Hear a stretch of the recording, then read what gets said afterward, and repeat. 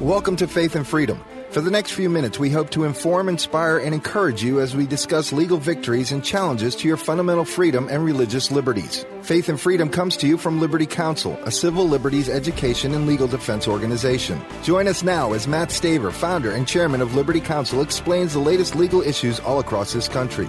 In the courtrooms of America, Liberty Counsel is winning the battle for your constitutional freedom. Liberty Counsel files suit against a new California law that bans change therapy. Hi, I'm Matt Staver, founder and chairman of Liberty Counsel. Joining me is Matt Barber, vice president of Liberty Counsel Action. Matt, this law was signed into effect by Governor Brown. It goes into actual effective operation January 1 of 2013. And he says that this law will now put change therapy into the dustbin of quackery. Now, this particular bill is just breathtakingly broad because it applies as a penalty to counselors. Any counselor that counsels an individual with regards to reducing or eliminating same-sex attractions or refers an individual minor to somebody who does so ultimately will be then referred to their licensing agency as violating their ethical code. So in other words, they could lose their license for counseling someone or referring someone to address the issue of reducing or eliminating same-sex attraction. Yeah, this is really scary when you consider, there are untold thousands of people who have found freedom from homosexuality.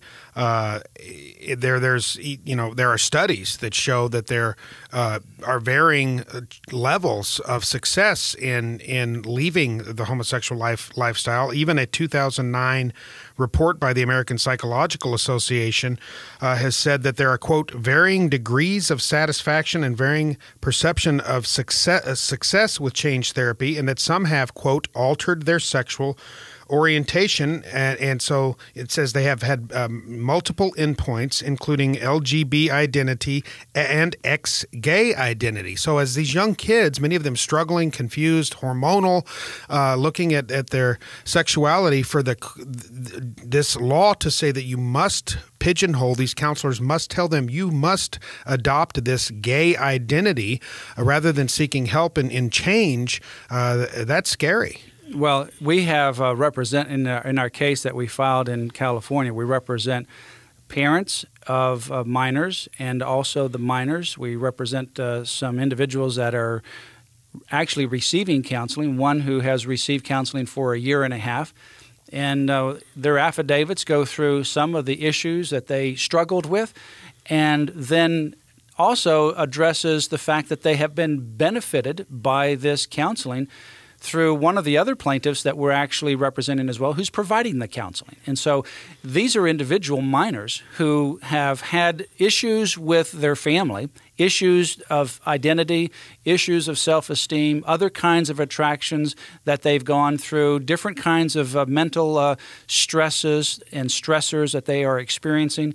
Now they say they're in counseling and their life is much better, and they're able to manage some of these issues, and the relationships with their mom and dad have actually been in repairing through this process.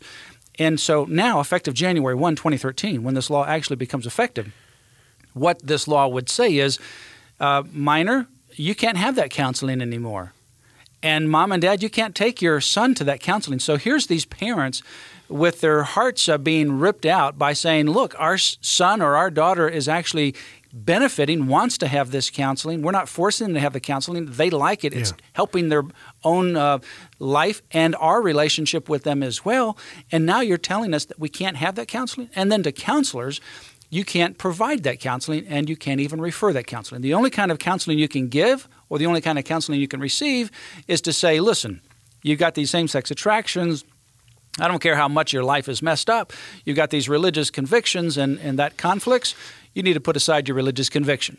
You just need to go with the flow and just act out on your same-sex attractions because it's natural and normal. If you that's the kind of counseling, only one viewpoint, on this issue that the government is licensing, and that is just absolutely shocking. And that doesn't even address the problems this creates for counselors. If you have a Christian counselor that holds, as the Bible teaches, that homosexuality is sin and that they cannot affirmatively tell a young person, adopt this gay identity and to the exclusion of any other possibility, and pigeonhole them into that gay identity that they may desperately want to get rid of and get free from, if a Christian counselor does not tell them to adopt that homosexual identity against their own freedom of conscience and sincerely held religious beliefs, then that counselor can lose their license. Yeah, here's the situation that these counselors will face on January 1.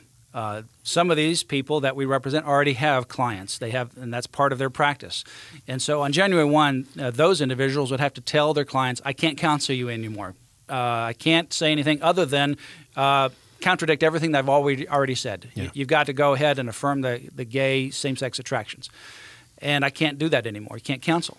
Now, in doing so to these people that they already are counseling, or to people that come in brand new and they are individuals who are seeking counseling, it's called client self-determination or client-directed counseling. They're seeking counseling. They don't want to act out on same-sex attractions. They want to prioritize their values, which the religious value trumps these internal attractions that they're experiencing. They come to you for assistance. They're asking for help. They don't want to be identified as gay or lesbian, and they come to you for help. As a counselor now, if you don't refer them or counsel them on that issue, if you're capable, you are violating the ethical code. If you then impose your values on them by saying, listen, I know you don't want to act out on your same-sex attractions, but you just need to go with it. I know you want to ultimately have prioritizing of your religious values. Forget it. You need to not prioritize your religious values. But that's what they want to do. As a counselor, you would have to, under this law, tell them, forget your religious values and just go with the same-sex attractions. You would then be overriding the client's wishes, and thus every ethical code that's in existence, you would violate your own ethical code in doing so. Now, on the other hand, if you do give them the counsel or you do give them referrals, guess what? The new law says by doing so, that's also an ethical code violation. So January 1, these counselors will ultimately find themselves in a violation of an ethical code no matter what they do. That's what will happen. Yeah. If they have a client that does not want to affirm the same-sex attractions and needs help, they will violate the ethical code no matter which way they go.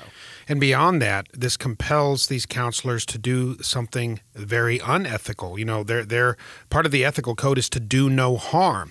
They now have to tell these young people, let's say a young adolescent boy, you must adopt this homosexual identity.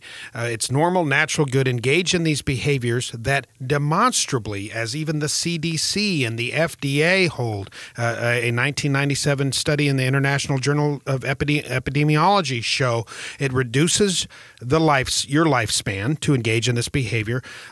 Chances of contracting HIV/AIDS and other STDs are astronomical, so they're now compelled to tell these kids to engage in the lifestyle and the behaviors that can literally kill them. Yeah, and the law defines, quote, sexual orientation change efforts, close quote, as any practice or any effort, any activity that is designed to reduce or eliminate same-sex attraction. So how broad is this law? Well, it obviously covers counselors and parents with their minor children in California, but it goes beyond California. If you have a counselor in California that actually counsels people electronically by telephone or by Skype, and they do that around the world, they can't counsel outside the borders of California either, even though that's not prohibited outside of California. Now, if you have a counselor outside of California that does the same thing, and there's someone in California, they can't counsel that person in California. If you have, for example, a radio host with a program that's talking about counseling and someone from California calls in, you can't refer that individual to some help source because you would also be in violation of the law. If you produce a video and you use it in or outside of California, that also is covered.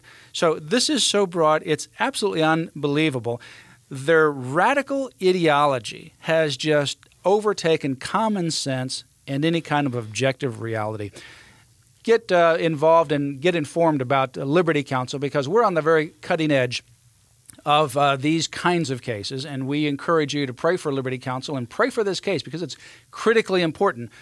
In addition to California, New Jersey is now considering something like this, and we want to make California the example of what not to do and stop it there before it spreads around the country. Give Liberty Counsel a call, 1-800-671-1776. You can go to the website and make an online contribution to help Liberty Counsel. Also help us to educate the voters. You can go to our website for our voter guides and also go to our website to help us get information out to pastors and churches. You can do that through a contribution. Time is of the essence, where we speak and act to elect righteous people. You have been listening to Faith and Freedom with Liberty Counsel. We hope that we have motivated you to stand up for your faith, family, and freedom. We can accomplish a lot when we work together. Get informed and get involved today. Sign up for our free monthly newsletter, The Liberator. We will send it out to you free of charge. Stay informed with our Liberty Alert email updates. Just click on the website at www.lc.org or call us at 1-800-671-1776. Tune in next time to learn more about your rights right here on Faith and Freedom.